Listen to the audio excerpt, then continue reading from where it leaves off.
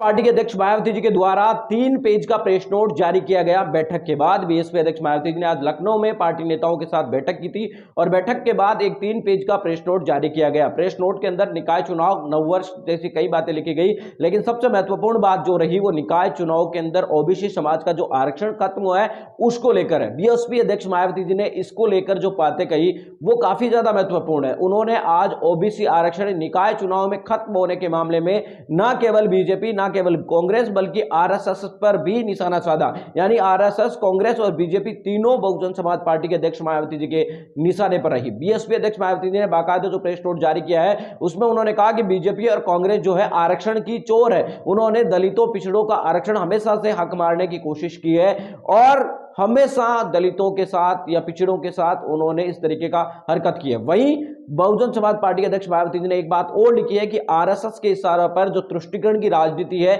उसी को मद्देनजर रखते हुए बीजेपी की तरफ से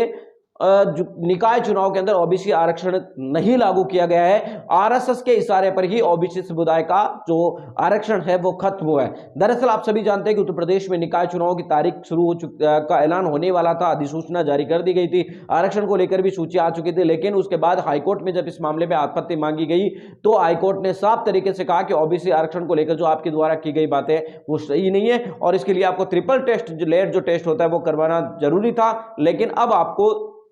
जल्दी से जल्दी 31 तारीख तक निकाय चुनाव करवाने हैं। अब ये देखना है कि 31 जनवरी तक जो